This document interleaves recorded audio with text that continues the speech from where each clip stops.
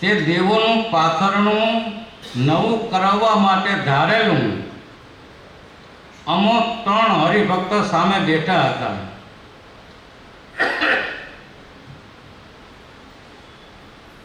બે 3 પટેલિયાઓ તથા જામકંડોળાના બારોટ બાપ દીકરો ત્યાં બેઠા હતા. એટલે આપે ઉચ્ચાર્યું કે પાત્રનું જૂનું થઈ ગયું છે, નવું કરાવવામાં 3 રૂપિયા લાગે એવું છે.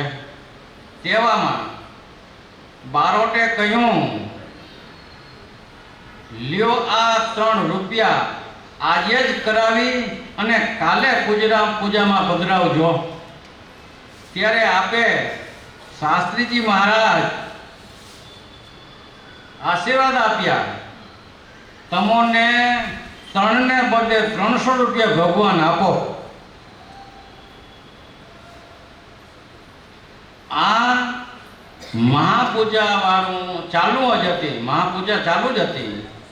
તે બારોટ ભક્ત જેતપુરમાં 3 દરવાજા દોઢી દરવાજે ગામમાં જતા હતા. ત્યાં આફ્રિકે વાળા 2 બારોટ યજમાન મળ્યા અને યજમાને પોતાના બારોટને ઓળખ્યા, વાતચીત કરી રાજીપાથી ભેટ દેવા ખિસ્સામાં હાથ નાખ્યો અને 100-100ની 3 નોટો હાથમાં આવી તે બારોટને આપી દીધી. તરત જ તેઓ બધા મંદિરે આવીને મહાપૂજાના અષ્ટાંગ બોલાતા હતા. તે આવીને 300ની નોટ દેખાડી કે આપ વચનસિદ્ધિ પ્રભુ સંત છો એમ કહી આશ્ચર્ય પામતા થતા રોકાણા. જમવાનું પત્યા પછી તેઓ પોતાને કામે ગયા. આ પ્રત્યક્ષ પરચો મેં જોયો છે.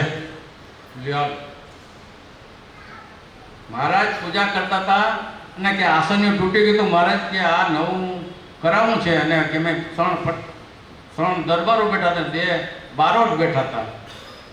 તો બારોટે એ વાત સાંભળી કે મહારાજ આ લ્યો ને 3 રૂપિયા છે ને આજે જ કરાવી આવજો ને કાલે જ પૂજામાં પધરાવજો. તરત જ વચન ઝીલી લીધું હતું. શું કર્યું હતું?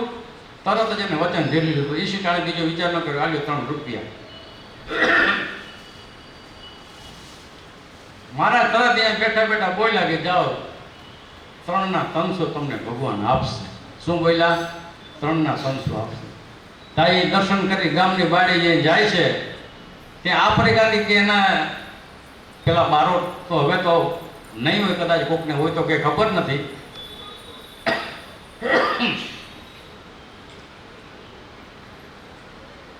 તો એ યજમાનો મને ઓળખી ગયા તો આપણા બારોટ છે. એટલે વાતચીત કરી અને દક્ષિણા દેવા માટે બારોટને ખિસ્સામાં હાથ નાખ્યો. 100-100ની 3 નોટો નીકળી એટલે 300 રૂપિયા આપી દીધા. વાત યાદ આવી કે ભગવાને યાદ દે એવું જાણપણું કે હમણાં જ હજી બોલ્યા છે અડધી કલાક પહેલા કે 3ના 300 મળશે. આ તો સાક્ષાત્કાર થઈ ગયું. 3ના 300 મળી ગયા તો કહે છે કે તરત પાછા વળ્યા. પાછા વળી અને ભગવાન પાસે આવે છે કે મહારાજ આપ તો વચન સિદ્ધિ છો, તમારું વચન થયું અને 300 રૂપિયા મૂક્યા કે આ 3ના 300 અમને મળ્યા છે. જુઓ 3ના 300 અમને મળ્યા છે. ત્યારે ભગવાન અતિશય રાજી થયા છે. આવો પરચો મેં જોયો છે. ભાવસિંહ દરબાર એમ બોલે છે. આવો તો મેં નજરે જોયો છે.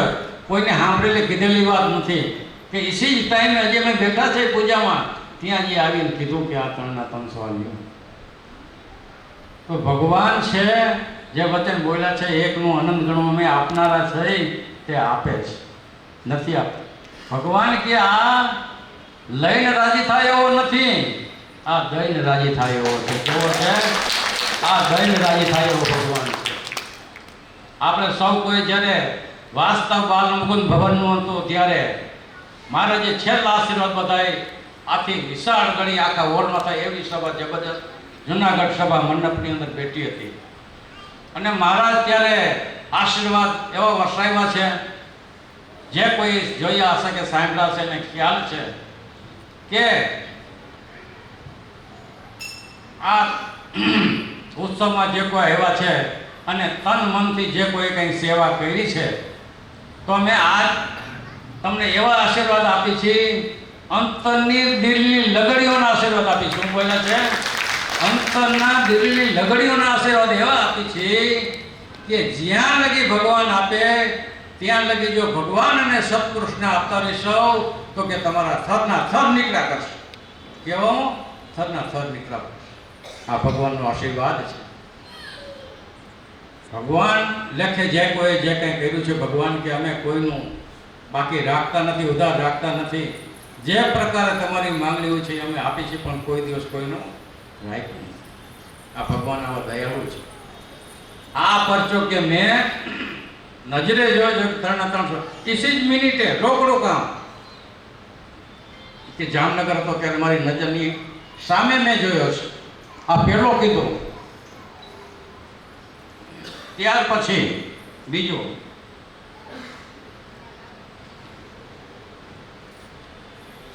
ચાંદા ચંદ્રપુરા શિપીમાં ભાગવત પારાયણ વાંચવા શાસ્ત્રીજી મહારાજ આપ પધાર્યા ત્યારે જાડીવાળા ઠક્કર પોપટલાલ કાછેલાએ જંગલના વેપારીના નવા બંગલા કર્યા હતા. તેના એક સિમેન્ટ કોન્ક્રીટ તળ ભરેલું માલ ભરેલો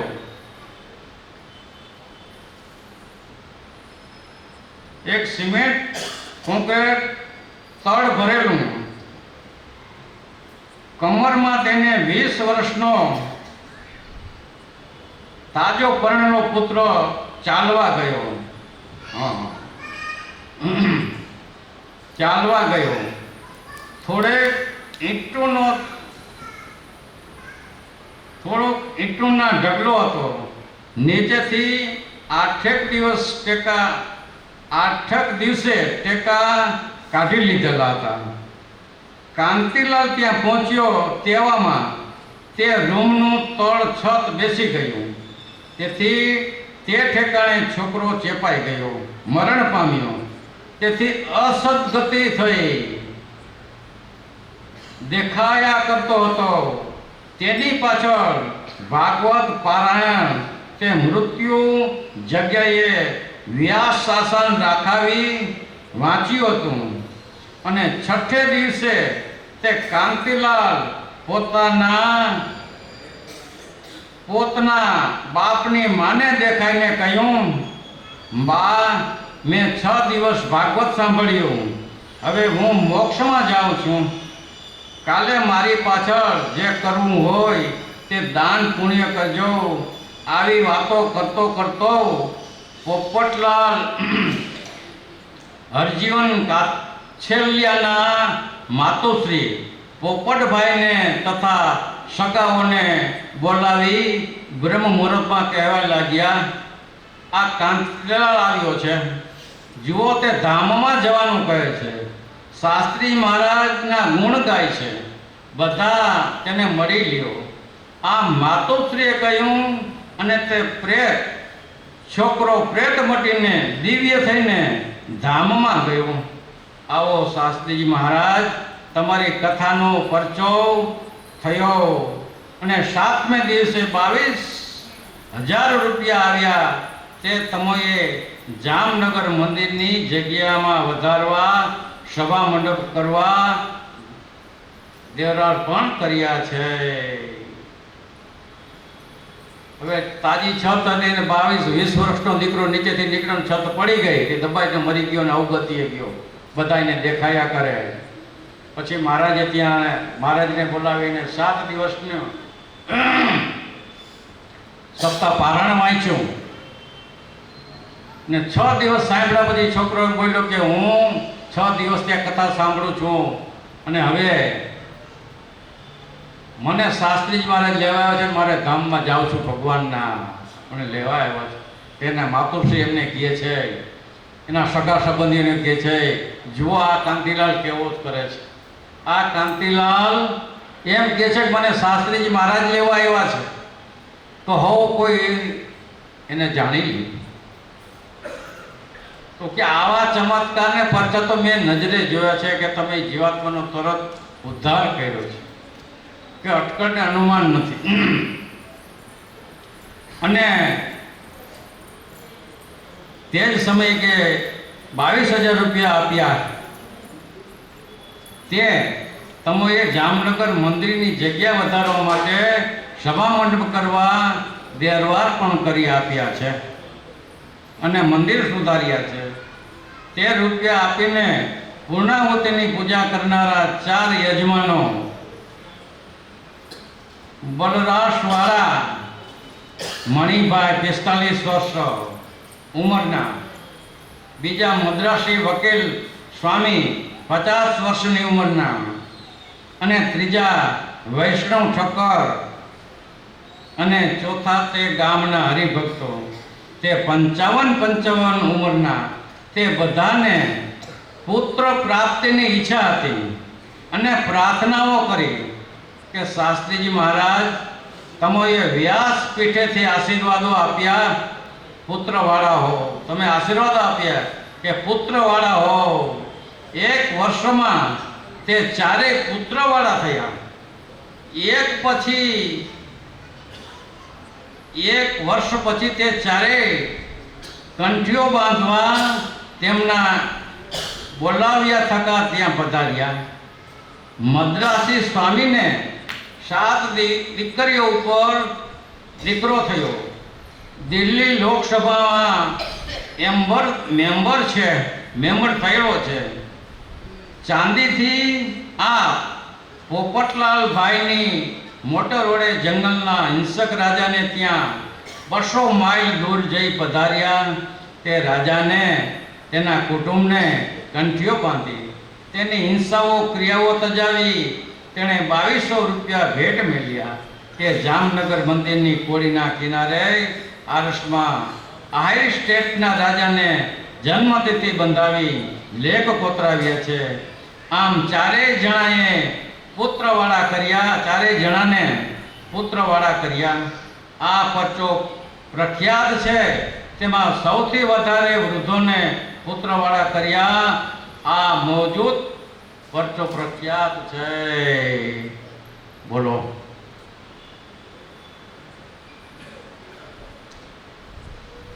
મહારાજ કે એ સપ્તાહની અંદર બેઠેલા કથા સાંભળી અને આ ચમત્કાર જ્યારે એને પરચો નજરે જોયો ત્યારે માલિકોથી એને સંકલ્પ થયો. આમ બેઠા હતા એવી રીતે એને, એ પોતે બધાએ 4 દીકરા વગરના હતા. એકની ઉંમર 45 વર્ષની હતી, બેની ઉંમર 55 વર્ષની હતી. પણ માલિકોથી એવો સંકલ્પ કરતા હતા કે આ ભગવાન આવા ચમત્કારી છે તો જ આપણે કંઈક સંતાન આપે તો આપણું પારણું બંધાય.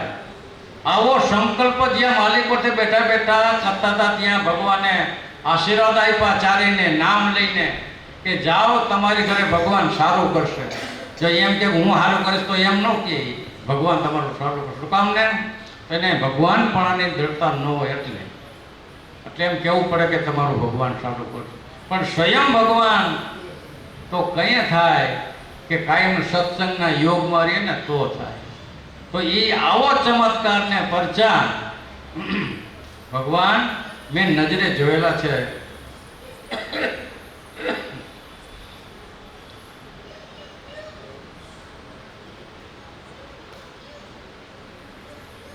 ઇન્ટરવલ પડ્યો લાગે ચાલે.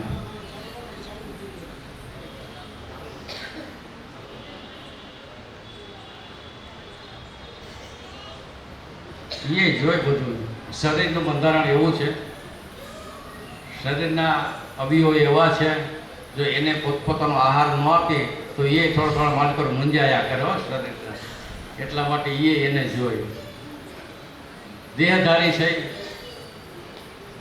બધું દેહધારીને જોઈ. પણ એ શું કામ કરે છે એનું અનુસંધાન આપણે છે કે આપણે શ્રવણ કરીએ છીએ કથાનું. જીભ એનું કામ કરે છે, ઉદર એનું કામ કરે છે, એ પોતપોતાનું કામ કરે. કાન એનું કામ કરે છે, અંતકરણ એનું કામ કરે છે. હોનું કામ હવ કર્યા કરે છે. હવે જે સમય મર્યાદા મને આપેલી છે એ સમય હવે આવ્યો છે, તો આપણે અત્યારે અહીંયા આગળ કહીએ છીએ કે જે હવે આગળનો કાર્યક્રમ હશે કે જે કંઈ કહેવાનું હશે એ આગળથી સંચાલન થશે તે રીતે સંચાલકો કે જે કોઈ આગેવાનો હશે તે કરશે અને કહેશે. ત્યાર પછી આપણે કથાને વિરામ આપશું. બોલો અનાદિ શ્રી કૃષ્ણ નારાયણ ભગવાનની જય.